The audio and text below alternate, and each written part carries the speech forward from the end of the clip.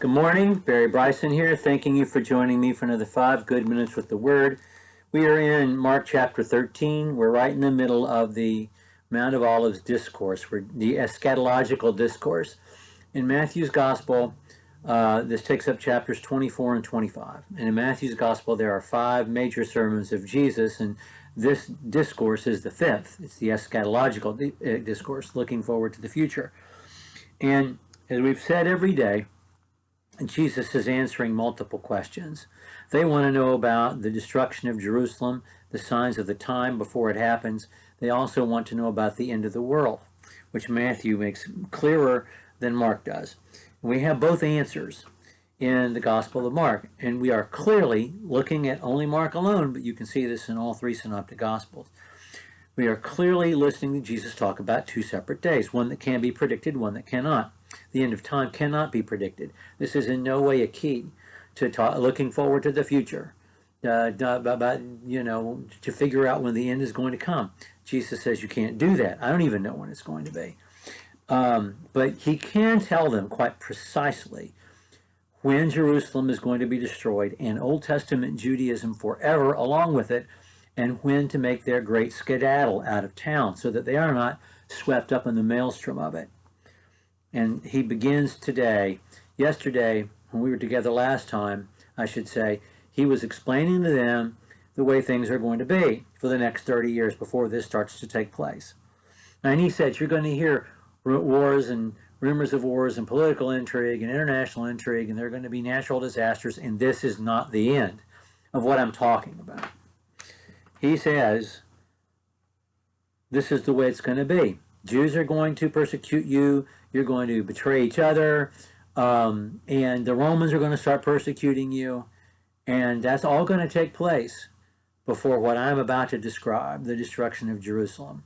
Today, he talks about noticing the signs of the time. And he harkens back to the book of Daniel, to this phrase in the book of Daniel, the abomination of desolation. It's mentioned 3 times in the book of Daniel. Daniel chapter 9, verse 27, Daniel chapter 11, verse 31, and Daniel chapter 12, verse 11. And in the coming months, I think in a couple of quarters on a Wednesday night, Steve Gaudreau is going to be teaching our Wednesday night Bible class on the book of Daniel, and I'm really looking forward to it. He's been ready since before COVID to teach this class, and he's got great material. But anyway, we'll talk about that in just a minute. Let's read our verses right now. We're going to be reading verses 14 through 23.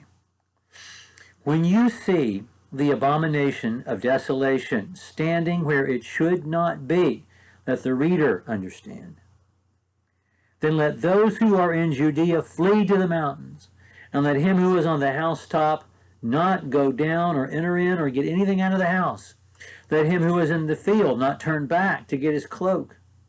But woe to those who are with child and to those who nurse babes in those days. And pray that this doesn't happen in winter. For those days will be a time of tribulation such as has not occurred since the beginning of the creation which God has created until now, and never shall be. And unless the Lord had shortened those days, no life would have been saved. But for the sake of the elect whom he chose, he shortened the days. And then, if anyone says to you, behold, here is the Christ, or behold, here he is, don't believe him. For false Christs and false prophets will arise and show signs and wonders in order, if possible, to lead the elect astray. But take heed, behold, I have told you everything in advance.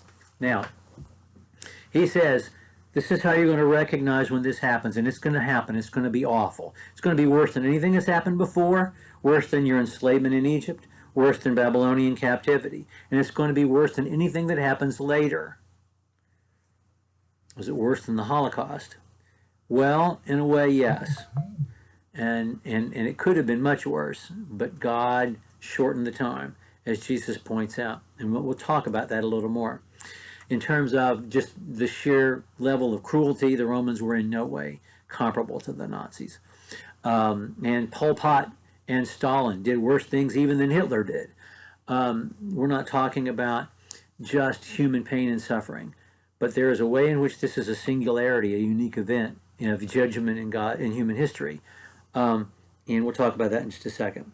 But then he says, And afterwards, there are going to be false messiahs, and there are going to be false messiahs. Most famously, the Bar Kokhba rebellion in 130 to 132, when Simeon Bar Kokhba, backed by Rabbi Akiba, succeeded for 2 years of evicting the Romans from Jerusalem, or what had been rebuilt of Jerusalem, until his rebellion was put down, and he was executed. So what is the sign? There's a singular sign. When you see the abomination of desolation where it should not be. Now the Jews themselves, in the days following the destruction of Jerusalem, revisited those prophecies that Jesus points them to in the book of Daniel. And they made their own identification of what that meant. And I think those are both the best explanations for what he means when he says the abomination of desolation being where it should not be. So Josephus, in his ecclesiastical history, or excuse me, his history of the Jews, Josephus, who lived through this period, who was an eyewitness to all of it, believed the prophecies in Daniel, which clearly looked forward to the destruction of Jerusalem. The prophecies in Daniel describe the moment in AD 66 when the Zealots seized control of the temple and they massacred all the high priestly families. All the priests serving in the temple were massacred by the Zealots because they were thought to be collaborators with Rome. And they shed the blood of the Aaronic priesthood in the temple. Jews themselves did this. Terrorists, right-wingers did this to the priests in the temple.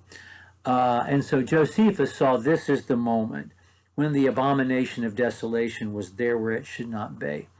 Others, and this was a more broadly held view, believed it to be the day when the Romans entered the temple to destroy it. I tend to agree with Josephus because we're talking about a tripwire, something that would ring the bell, something that would tell Christians get out of town. And if you wait until the Romans get there to destroy the city of Jerusalem, you've waited too long to get out of town. But if you're still there on the day when the Zealots seize control of the city and murder all the priests, that should have been a telltale sign. Skedaddle. Climb down from your roof. Don't run into the house. Don't put your bindle together. Just get out of town. Run to the hills.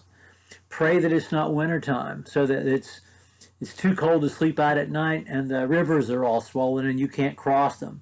If all as far as you can get are the caves in the hill country, then get to those caves, but you get out of town. And this is what Jesus is talking to them about. What's about to happen when the Romans destroy the city of Jerusalem, and how they can see the warning bell, how they can hear the defense early warning system ringing, you know, like you're in Oklahoma City and a tornado's on its way. But anyway, that's what I believe he's talking about. But we'll talk more about this event and what Jesus has to say about it next time. Thank you for joining me for another 5 good minutes.